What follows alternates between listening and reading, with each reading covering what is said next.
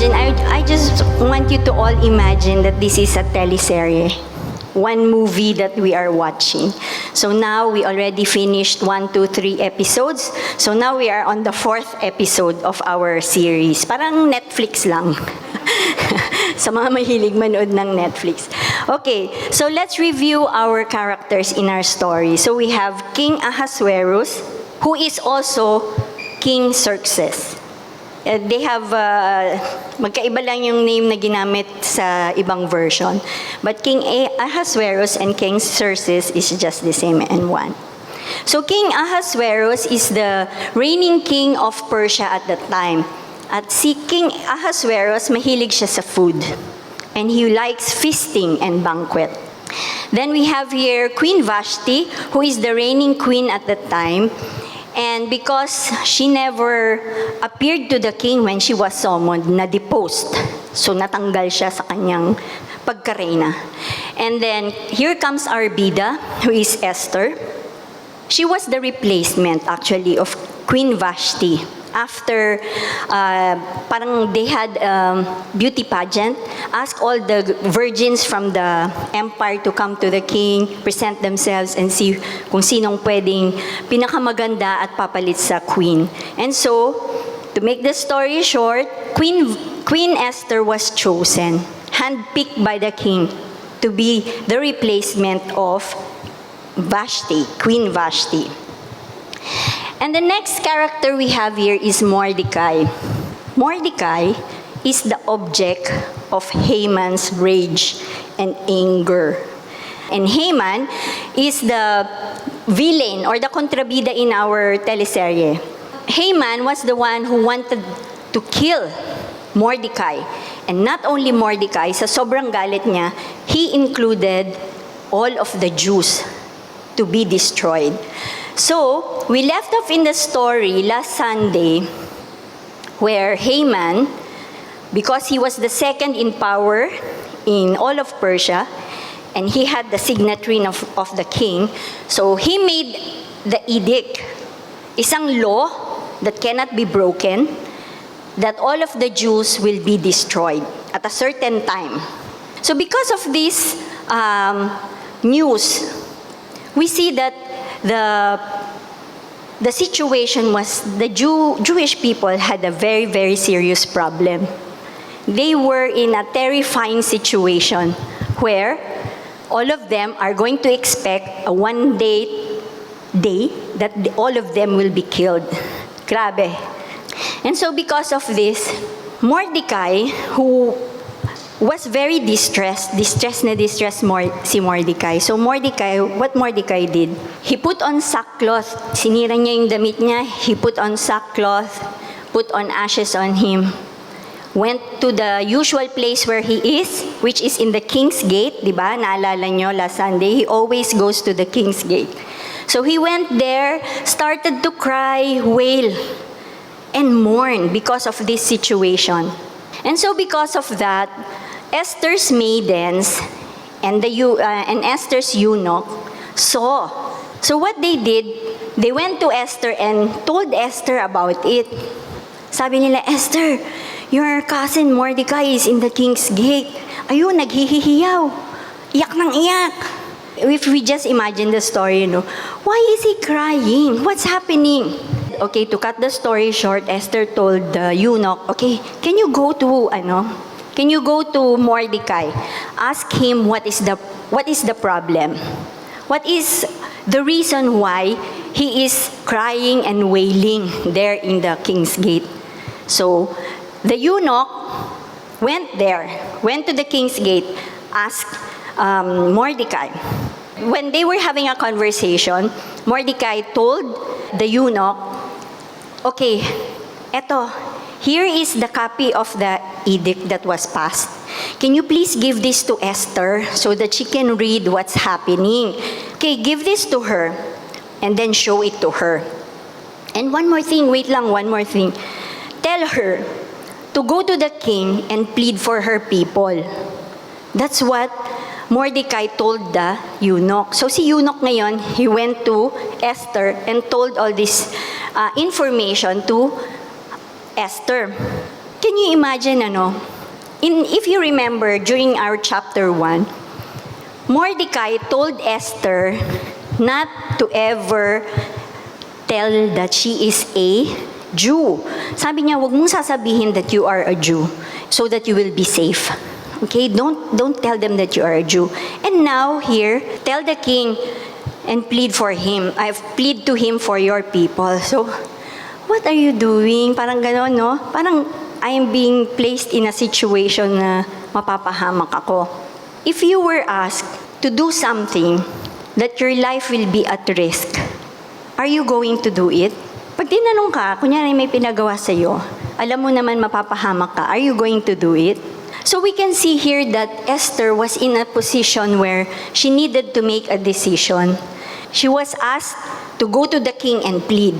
And so when she was asked, sabi ni Esther, in the conversation between, di ba nag-pass message sila. So when Esther learned about what's happening, that Haman is about to kill all of the Jews, and Mordecai asked her to plead to the king, sabi ni Esther, Mordecai, don't you know that whoever goes to the king unsummoned will die? What you're requesting me to do is nakakatakot. You want me to go to the king? And you know the rule. This is the rule. Even if she is the queen. Imagine, she's the queen.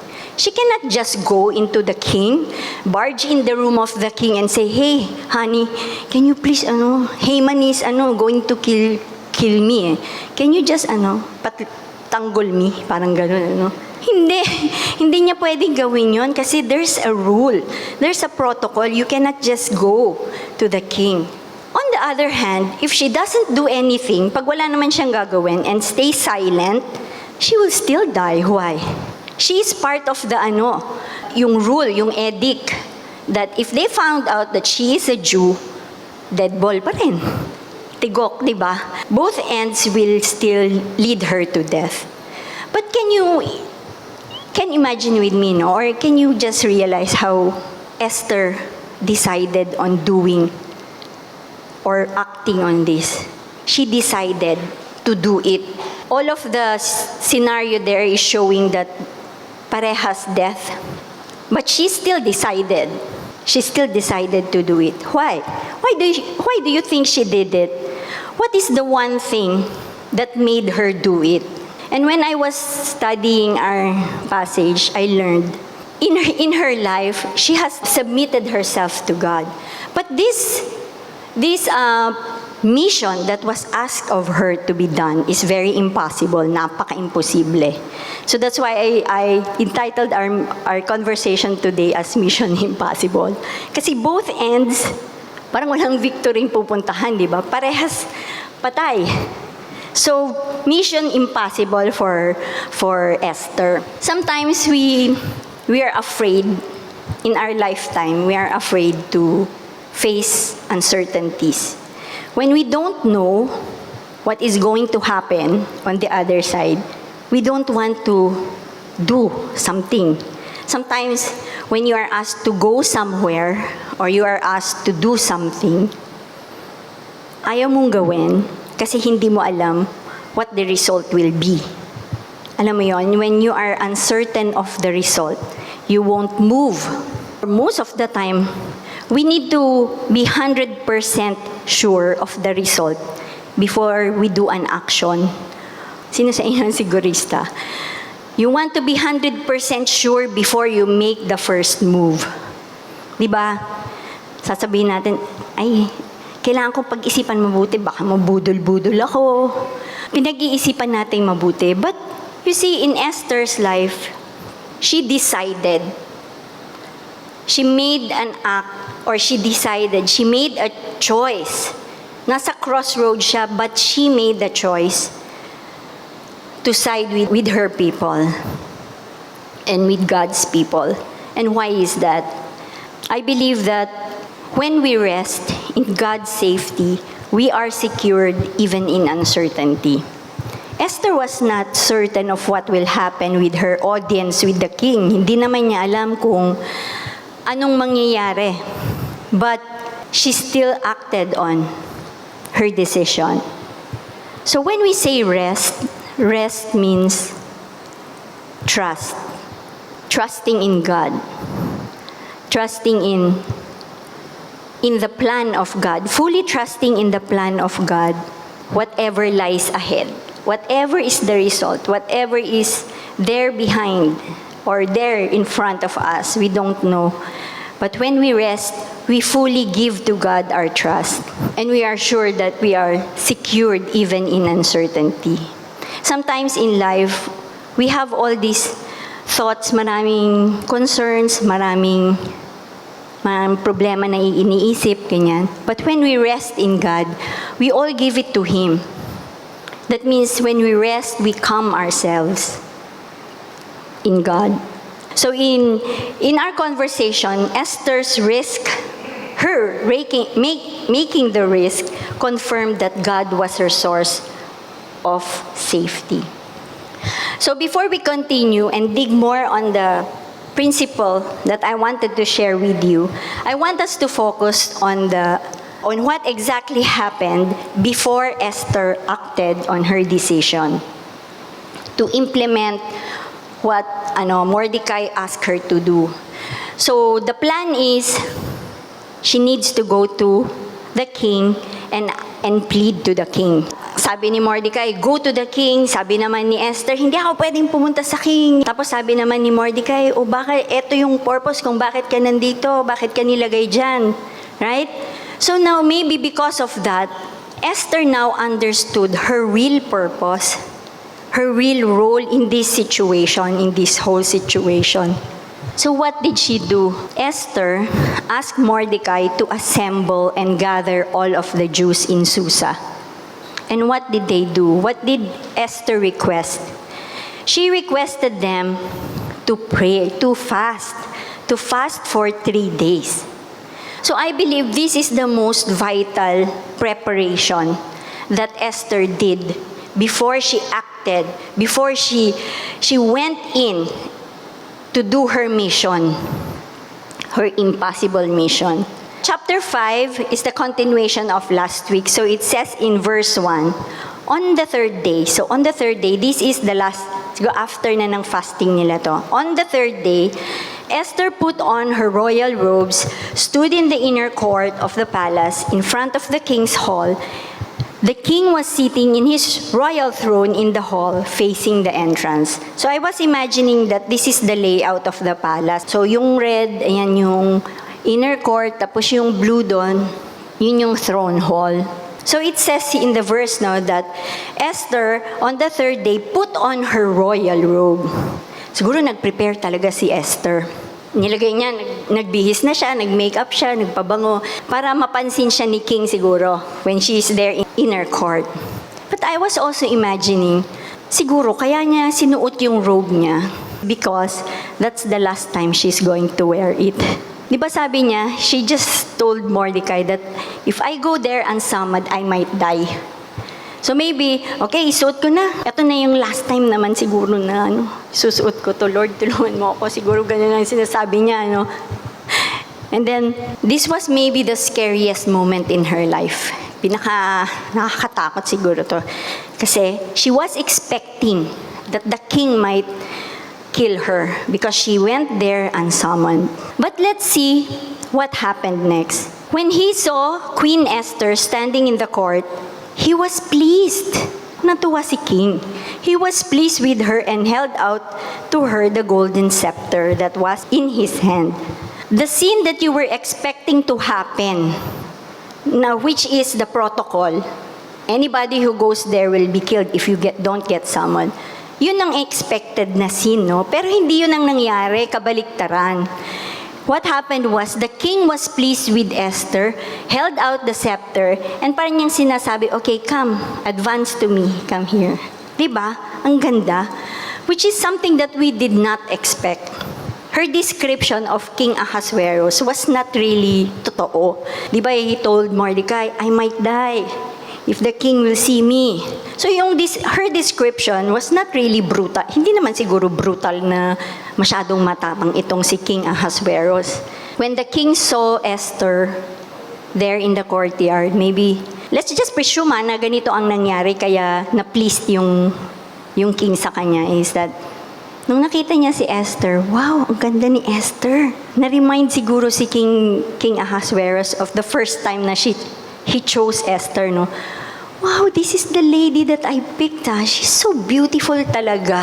Halika dito, come here, come here. Siguro ganun, ano? Ganun ang feeling siguro ni King Ahasuerus when he saw Esther. Or maybe, we may think that the king was really touched or moved. Siguro meron siyang nakita kay Esther. Maybe she saw something in Esther that Esther was troubled.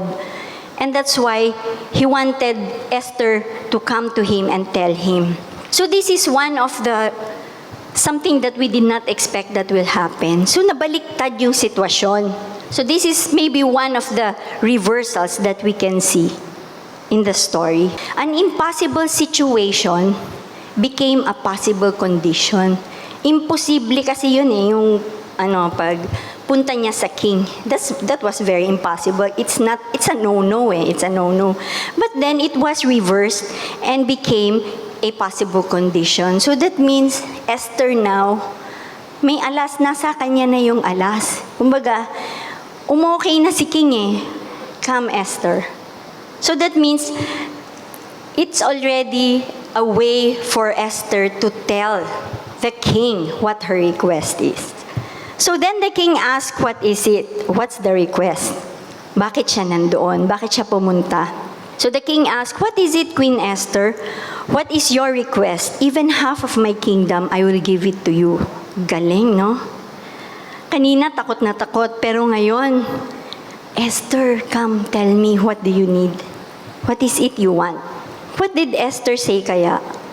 Kung kayo, tinanong kayo, meron kayong, you have something na erase na concern to somebody, and you saw the person, andyan na yung person pwede mo nang sasabihin nyo ba kaagad yung concern ninyo? Di ba for us, sasabihin talaga natin kaagad. Nandyan na yung pagkakataon nakita mo na, you already saw the person, so you might as well go to that person and tell him na. But here, what did Esther do? When the king asked her, what is it, Esther? What is your request? Even up half of my kingdom, I will give it to you. What did Esther say? If it pleases the king, replied Esther, let the king together with Haman come today to a banquet I have prepared for him. Ano ba yan, Esther? The king is already asking you, what is your request? Bakit mo pa siya sway mo pa kung saan mo pa dinala yung conversation? Why did you ask him to come to a banquet pa? You have the right, you have the opportunity to tell him now of your request. Talaga to si Esther has delayed. Hindi pa niya sinabi kaagad. But see what King Ahasuerus said. Bring Haman at once, the king said, so that we may do what Esther asked. Can you see how reactive the king is? Paano siya nag-respond agad-agad? Nung sinabi ni Esther, when Esther said, okay, king, can you please come to my banquet? Okay. Ibig sabihin, the king was readily available to listen to her request. Kahit anong sasabihin niya, gagawin ka agad ni king.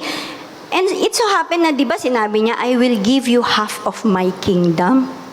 That means whatever you ask, we can take it literally na ibibigay half of the kingdom, pero we can take it also that whatever you ask, Esther, I will do. I will do it for you. Parang ganon yung ibig niyang sabihin. So the king and Haman went to the banquet of Esther that Esther had prepared. As they were drinking wine, the king again asked Esther, now, Esther, what is your petition?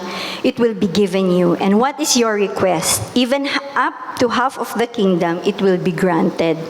Second time. Pangalawang beses, second time, the king asked. So that means, the King Ahasuerus is so eager to know what does Esther need from him.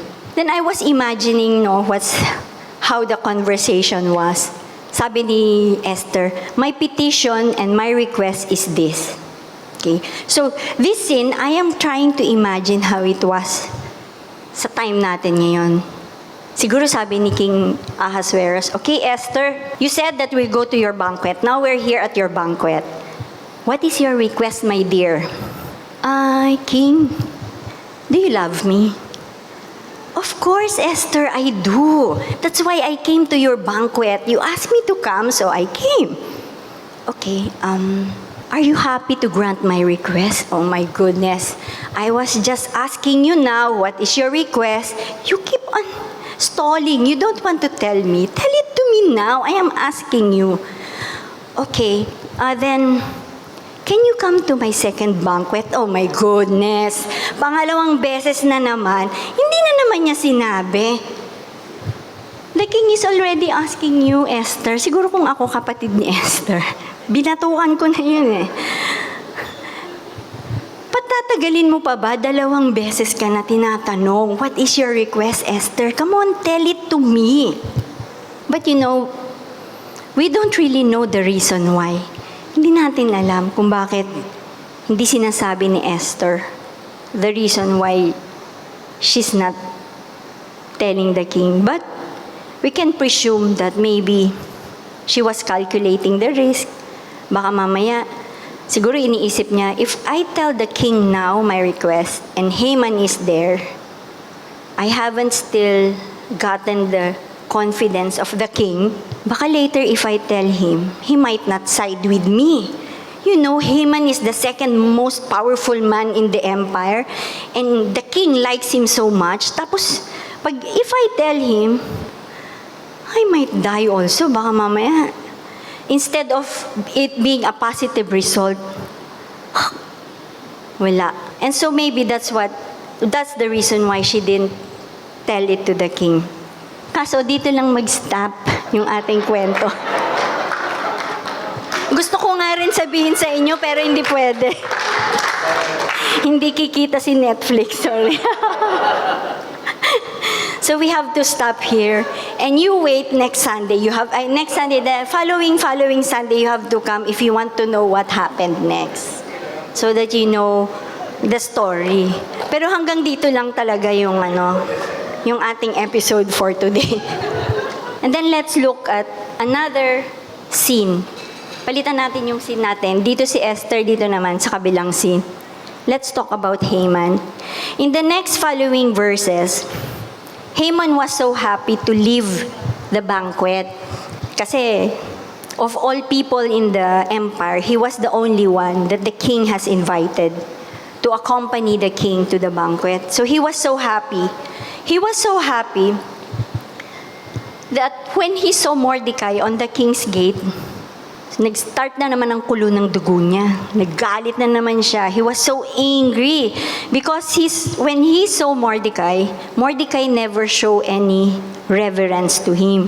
Never show any fear of him. Haman was expecting all of those from Mordecai, but he didn't do it. And so that sparked his anger again. But what's so funny and so amazing, in verse 11, just read it at home. Sabi dun sa verse 11, Haman restrained himself. If in this scene, Haman is in Sister Nina's sharing, she said that Haman was a very evil person. And Haman, in this scene, he can do anything. He's his second most powerful person in the whole empire. So nung nakita niya si Mordecai, he can do anything. Pwede niyang sabihin doon sa mga guards niya, kunin niyo nga yan si Mordecai, pakisalvage na nga yan. Ayaw ko niyan nakikita sa harap ng mukha ko yan naalibadbaran ako. Diba? Pwede niya sabihin yun Pero hindi niya ginagawa. He's not doing it Hindi niya ginawa. Something is restraining him to do that. So that's something amazing. We don't know whether it's him kung siya nga talaga, or somebody more powerful who was doing all this behind the scenes. We don't know. And so because of this, hindi siya makapagganti, di ba? Because somebody was restraining him. He went home, and then he went to the wife and his friends, asked them to come to his house.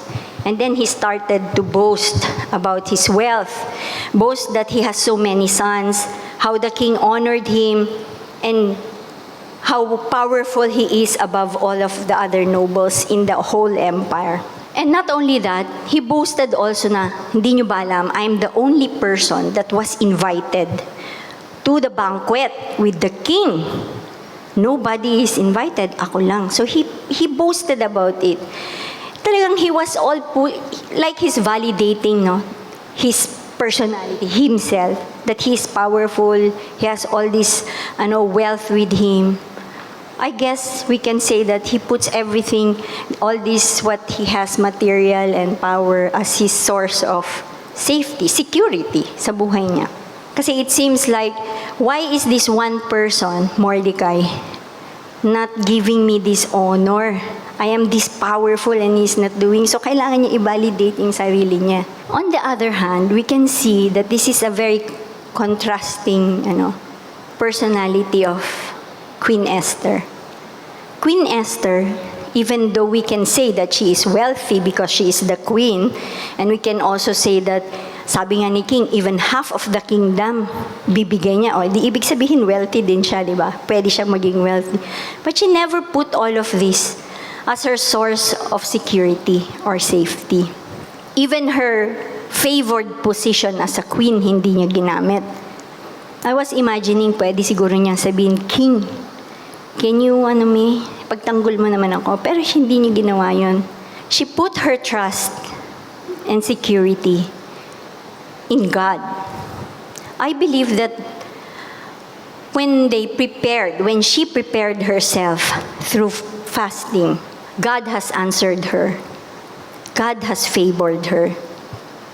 And God's favor here is something that we see in the story. Though God is not seen, in our story, we see him as the main character who needs everything, who orchestrated everything in the story, up to how the king reacted. If it's only in our own, sariling kakayanan, the king might have killed Esther on the spot because that's how it is.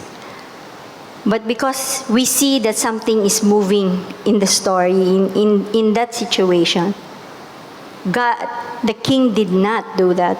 Instead, it was a turnaround of the events. And so now, I just want to challenge everyone and ask you this question as I close. How resolved are you to act when you know you should, even when it is hard? We know that Esther chose to do what she was asked to do without hesitation. Sometimes in life we come across difficulties that we are sometimes having a hard time to decide. We don't know what to do. But for Esther, we can see in her life and we can imitate what she has done. That when we rest in God's safety, when she rested in God's safety, she was secure. Even she was not uncertain of what will happen. How can we challenge ourselves to show that when we rest in God's safety, we are secured? Just like Esther, she acted on her decision. She acted. She put her faith in action. Maybe this is the time when we need to challenge ourselves. Put our faith in action. When times are hard, when we have times when it's difficult to decide, ask God to be with you. Put in His hand your decision. Give to Him everything. And put your faith in action.